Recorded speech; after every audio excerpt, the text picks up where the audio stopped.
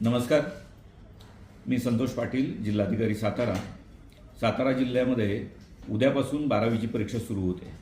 जिल्ह्यामध्ये एकूण 52 परीक्षा केंद्रावर जवळपास 33,500 विद्यार्थी 12वीची परीक्षा देणार आहेत.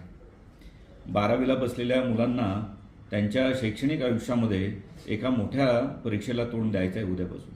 परंतु ही परीक्षा आपल्या आयुष्यामध्ये एक वेगळं वळण घेऊन येणारी, टर्निंग पॉईंट घेऊन येणारी असते. त्यामुळेच ह्याचं महत्त्व जे आहे ते अतिशय मोठं आहे. या परीक्षेला आपण बसत असताना आपल्याकडून आईवडिलांच्या असलेल्या अपेक्षा, शिक्षकांच्या असलेल्या अपेक्षा, त्याचबरोबर आपल्या स्वतःच्या आपल्या आयुष्याकडनं असलेल्या अपेक्षा, या सगळ्यांचं ताण किंवा मनावर एक दडपण आपल्या नकळत येत असतं.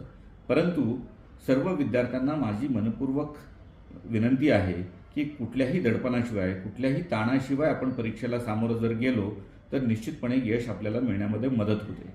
वर्षभर तुम्ही मनपूर्वक अभ्यास केलेला आहे, अनेक वेळेस सराव परीक्षा दिलेली असेल आणि या सगळ्याचा परिणाम म्हणून निश्चितपणे चांगले यश तुम्हाला मिळणार आहे. परंतु हे चांगलं यश मिळवण्यासाठी कुठलाही शॉर्टकट असू शकत नाही. जिल्ह्यामध्ये कॉपीमुक्त परीक्षा हे अभियान जिल्हा परिषद शिक्षण विभाग त्याचबरोबर जिल्हा प्रशासनाच्या वतीने राबवण्यात येत आहे. या संदर्भाने प्रशासनाने संपूर्ण चोख व्यवस्था केलेली आहे. सर्व परीक्षा केंद्रावर परीक्षा घेण्यासाठी जे परीक्षक आहेत, त्याचबरोबर बाहेर पोलीस विभागाचे अधिकारी कर्मचारी असणार आहेत, महसूल विभागाचे अधिकारी कर्मचारी असणार आहेत, त्याचबरोबर ड्रोनसारख्या तंत्रज्ञानाचा वापरही आपण करणार आहोत.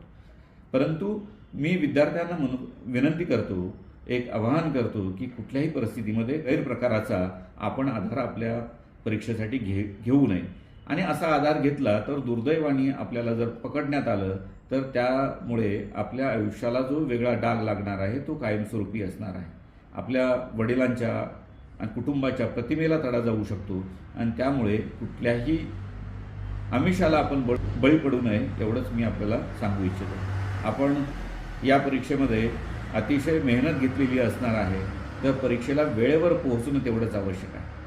त्याचबरोबर पुरेशी झोप घेणंही आवश्यक आहे, जेणेकरून आपली शारीरिक आणि मानसिक स्थिती चांगली राहील आणि आपल्याला केलेला अभ्यास आठवण्यासाठी सुद्धा मदत होणार आहे.